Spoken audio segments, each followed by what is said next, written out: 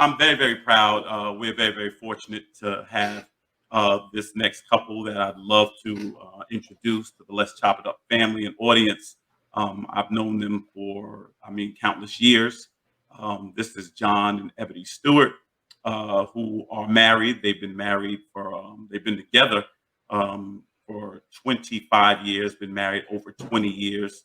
And Eboni recently wrote a book called Behind These Four Walls. Please, if you get a moment, check it out. It is a phenomenal book, excellent on family and relationships and marriage and everything and just success. It's a very, very easy read. So at this time, I'm very proud to welcome into the studio Mrs. Eboni and John Stewart that are here joining us from Queens, New York. Great to see you guys. Great to see you guys. What's up, guys? How y'all doing? Very good to see you guys. What's happening, guys? Money. I want to. You Southside, we outside. Yeah, we outside. We outside. Listen, I'm so glad that you guys could join us today and have a chance to introduce you all to our audience on this forum. You two have, first of all, I don't know a couple who loves each other more.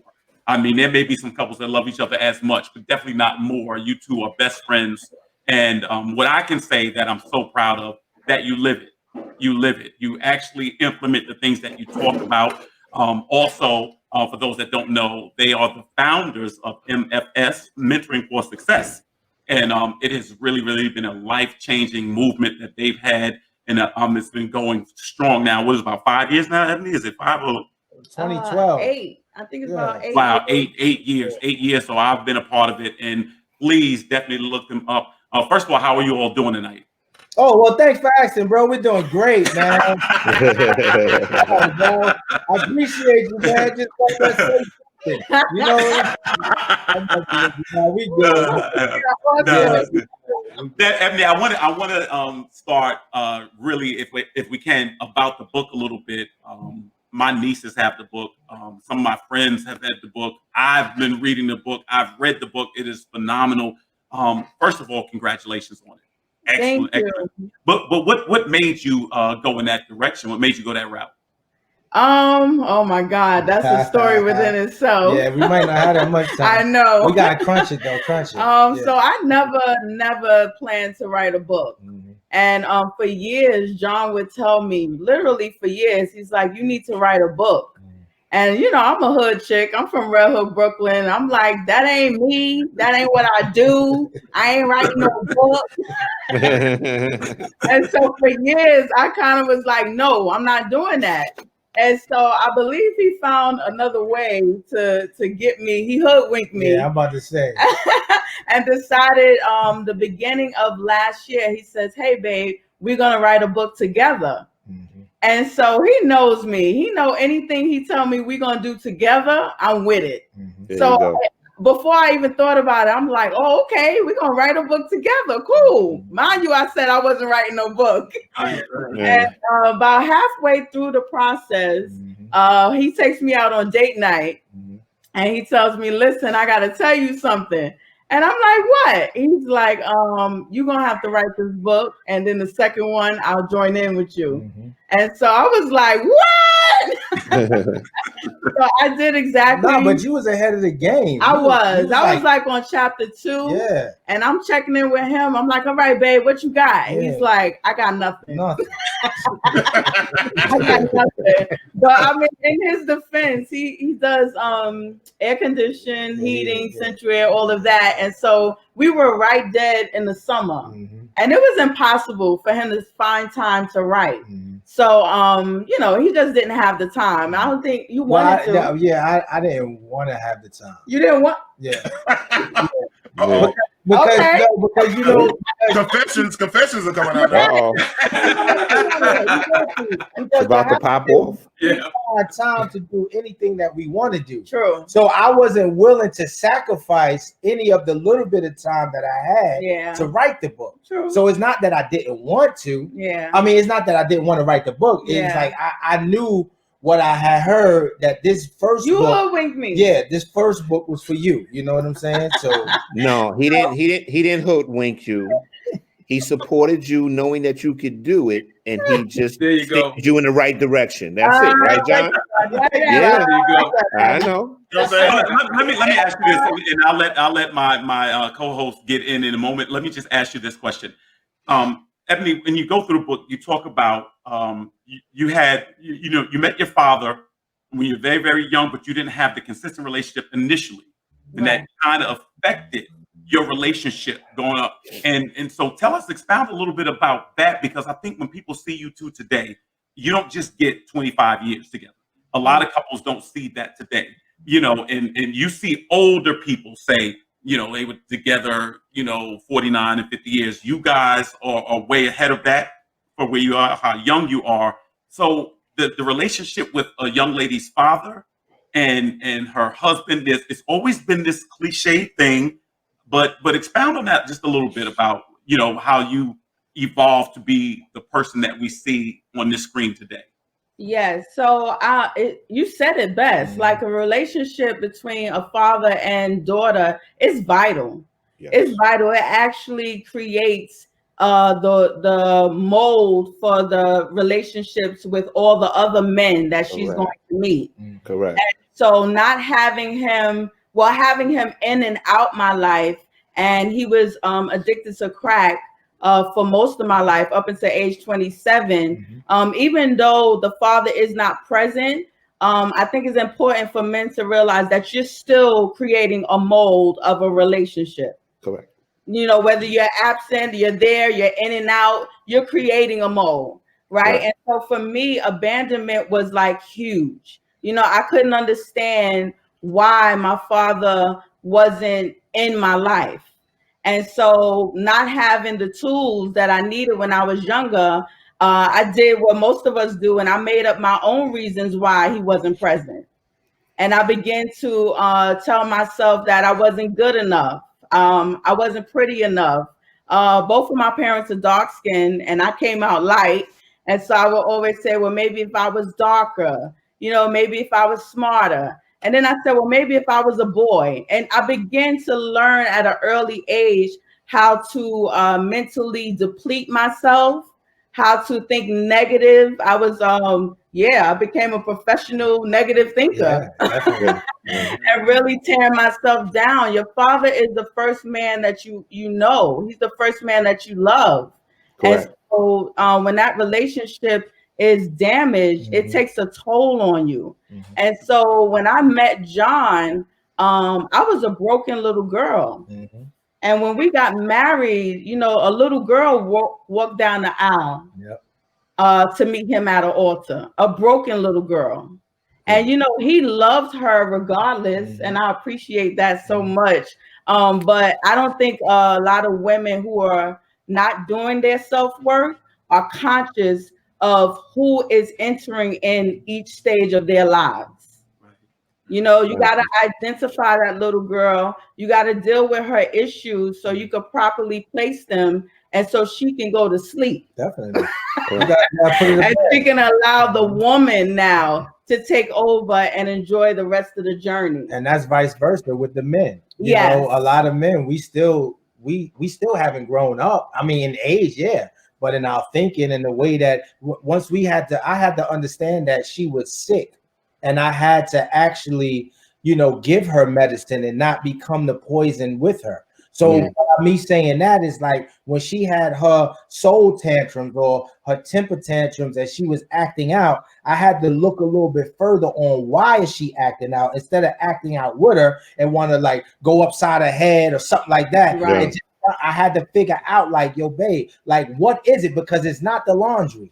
It's not because I left toothpaste on the side of the sink. Like, it's a little bit deeper than what we are making it. So we had to figure out with one another that we had to be transparent enough and have the trust in each other to open up. Because for me, born and raised, where I was born and raised, like my dad told me never to trust a woman. You know what I'm saying? The streets told me never to trust a woman. But at the end of the day, I'm like, that's a flip flop because she don't trust me neither.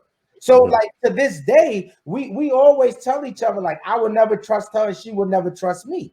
And I know it's like kind of weird saying that, but it's like for the believers, it's just like I have to believe the God in her, just like she has to believe it in me. Because if you walk around and not trust each other, you're gonna drive yourself crazy. I mean, but let me ask you this question: how did you guys, to be that young, how did you keep it together until you evolved to this? Oh, because you want to go? No, I just feel like. Oh, that's nice. Look at that. I love that. Go ahead, girl. Go ahead. Let your queen speak. Let her speak. Go ahead. I feel like when we got together, the one thing that we had was a decision to love each other. We came into the marriage deciding that we were never going to get a divorce, that we was going to rock out forever. We were friends before we even started romantically getting involved or whatever. And we were young, but we were friends. Like he would come sit on my stoop. We would eat heroes, chop it up, crack on each other. Like we had that type of relationship. And he was the homie. And so I was like, wow, he's real cool. All the while, he had a plan. Yeah, I did have a plan. Let me say this. First of all, I want to just say this to everybody. Everybody in our studio audience today will receive a copy of the book. Okay, well, it's not a lot of people here because of social distancing, but if you were here, you would receive a copy and be under your skin. Okay. I just want to say that. Now, there's one thing that now you are both Christians. There's one thing that is controversial to some people, and it may be more of a secular mindset to today's woman. Early on in the book, you say, when I submitted to my husband. And that word is a trigger for a lot of people. So to today's woman, that because I've always said that we almost put like opponents against each other today. So when you say that, I actually know what you mean. I actually understand what you mean. And I know there's a lot of people that do, but expound on it, because some women feel like, okay, that means she must be subservient to him. That means he must lord over her. So in your own words, give me why you use the word or the term submission.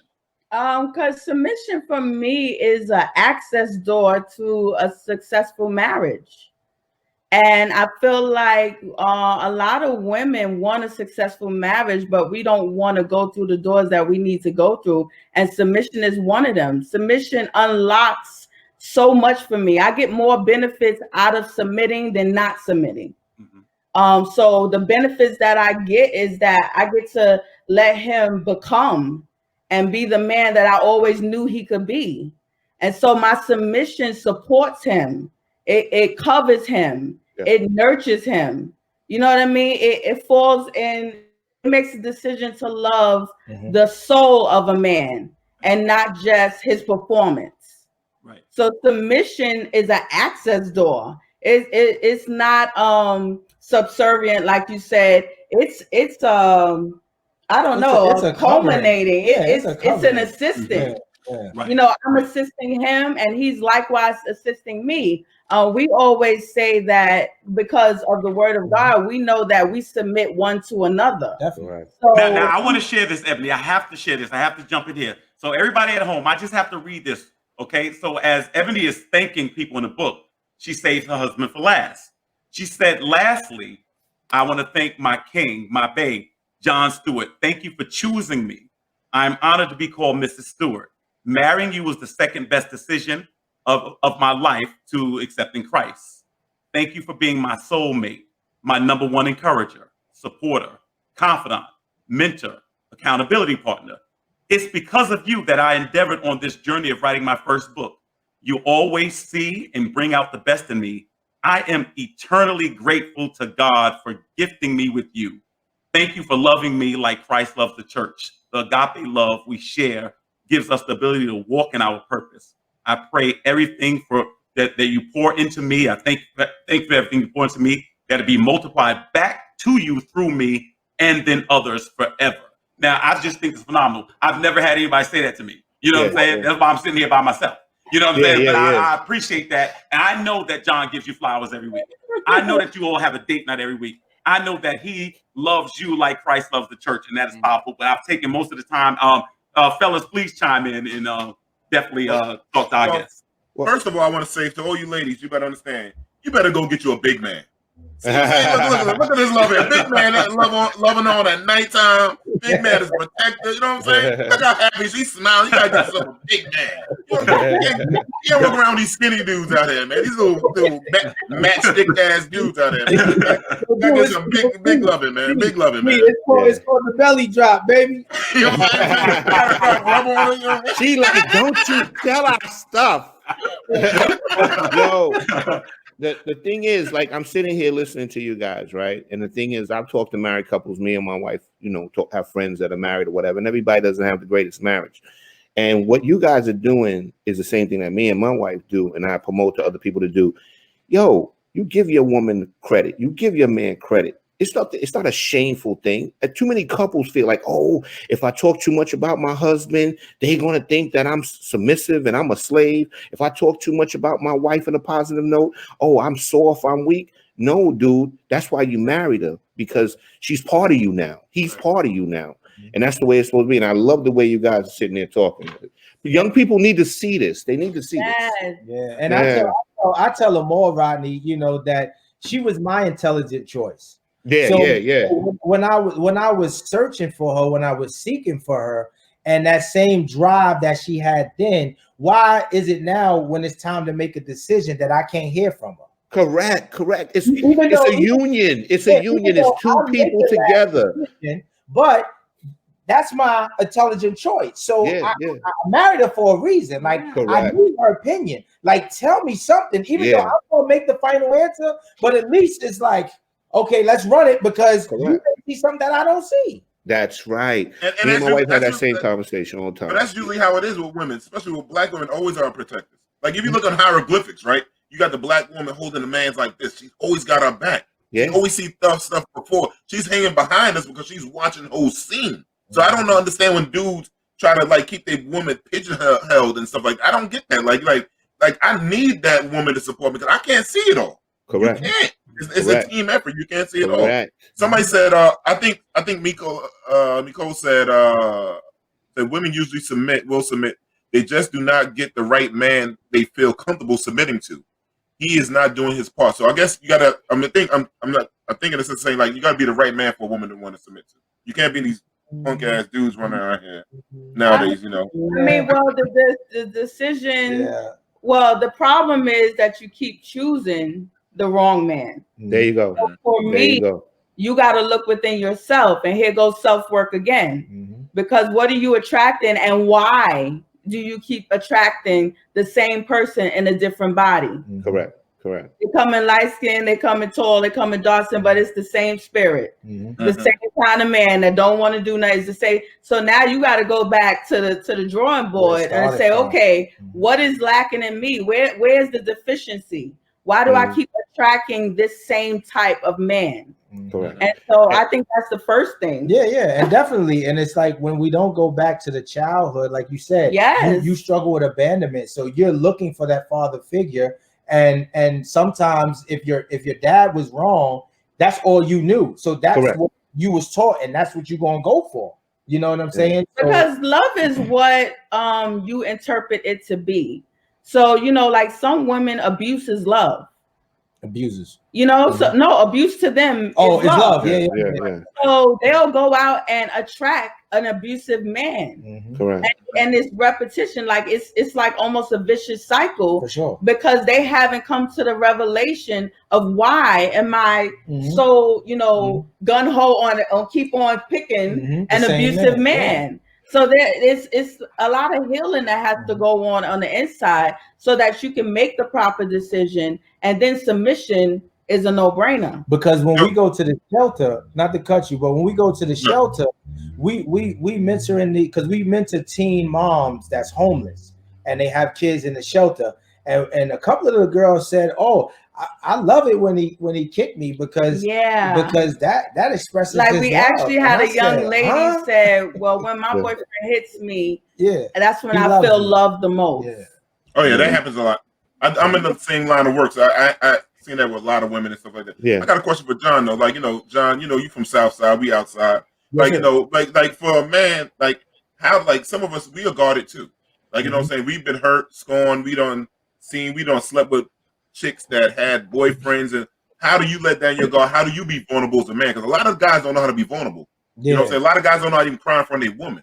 Yeah, I'm a crying beast. I cry all the time. So yeah, like, and it took work for me. Yeah, right? in the beginning, that was the issue. Yeah, because what happens is it's like I never saw love in my household. Like I never really seen my pops and moms kiss.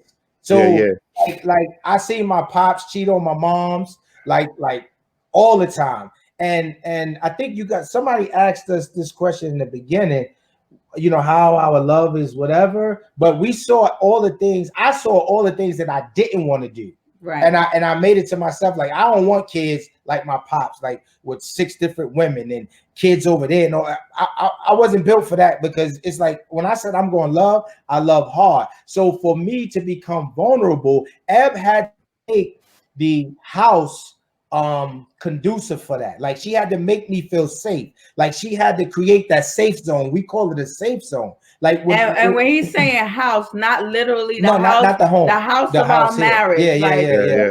Within our marriage, I had to create a safe zone for him, and it took a while. It was a journey. Oh yeah, it was constantly reassuring him that he could tell me anything and that I was there for him, and most importantly, how I began to get him to open up is by opening up myself. That's right. So he would come home and I would strategically start conversations and begin to tell him about my childhood.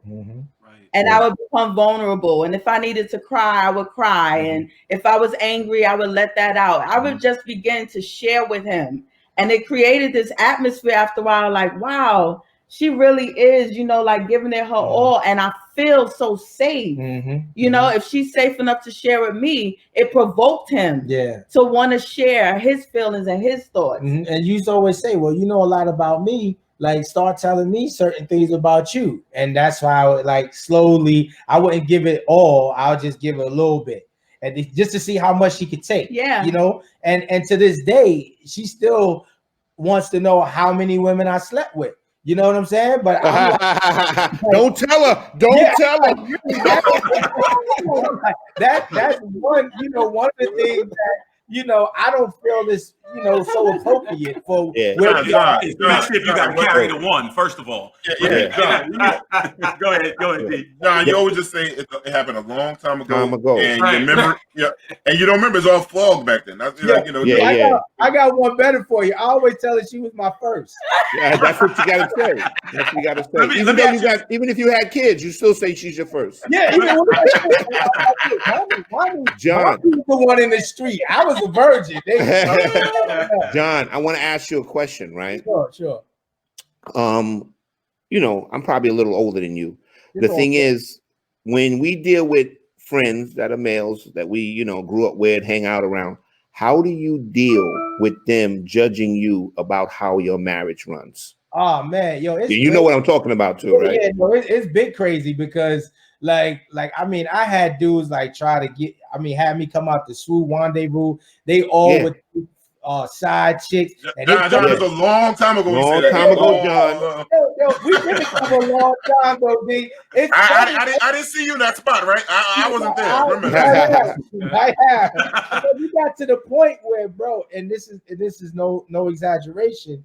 It's like I used to even take her with me to the strip club because that's where everybody was hanging. You know what I'm saying? So I'm like, best wings in town, the best chicken wings in town. Yeah. So back then, the wings and the thighs. And the breast meat. And the breast.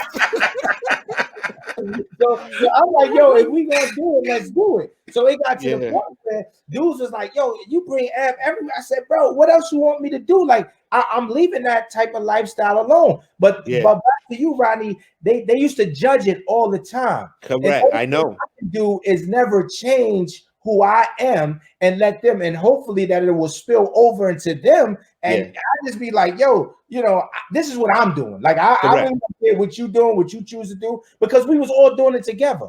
So now it's like, yo, don't judge me. I'm not judging you that you still stepping out. So don't judge me.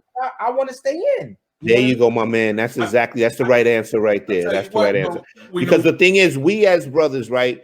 We should be happy to see another brother happy doing his thing. You know what I'm saying? Sometimes misery loves company. You know what I'm saying? So sometimes we negatively try to pull each other back into a bad place because they see that you're doing your thing, you're happy, you got a good woman, you got a woman that's loving you, holding you down. When you move, you turn around, she's right there. They don't have that. So it's a little bit of jealousy, a little envy there too, you know.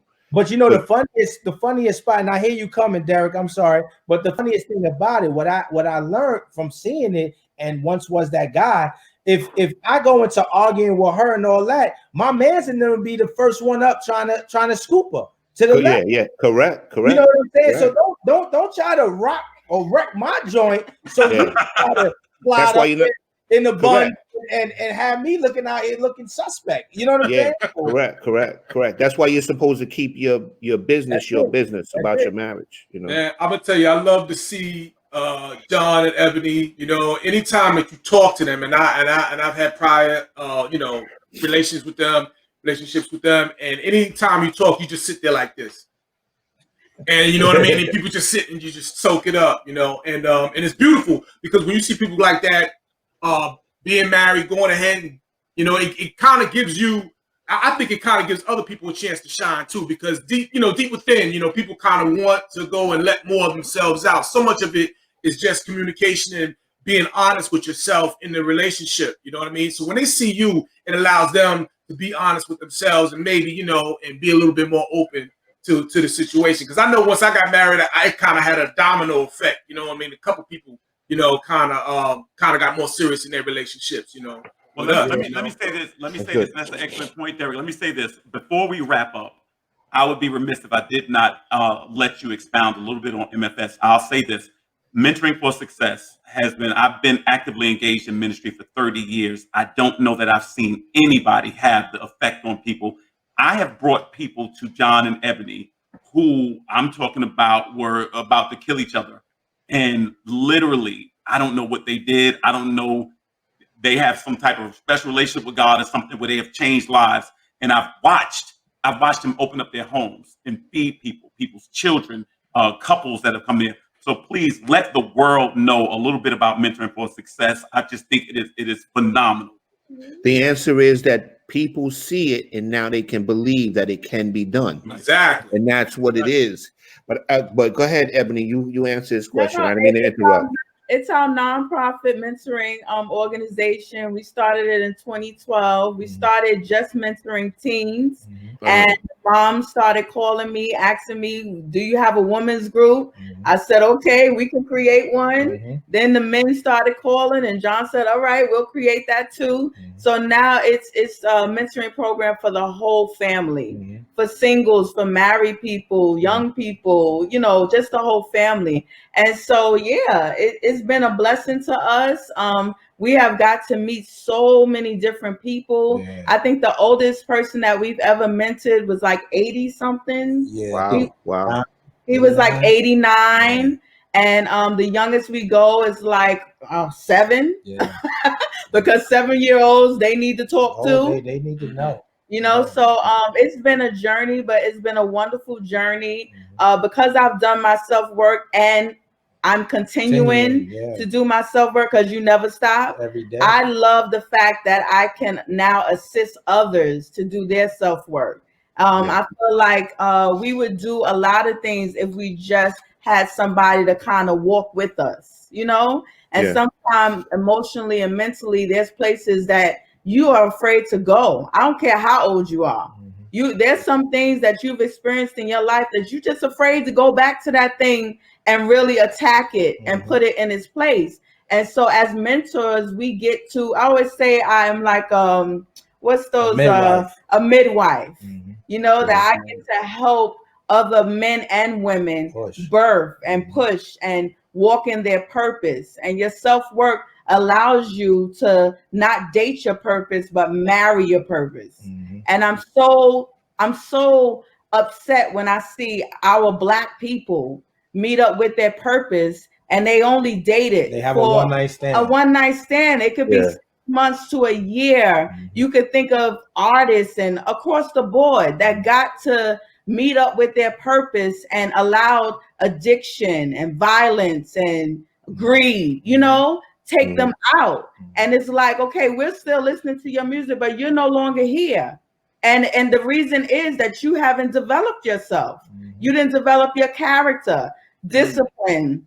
You didn't develop patience. You know what I mean? And so now when you meet up with purpose, it's just like purpose wants all of you.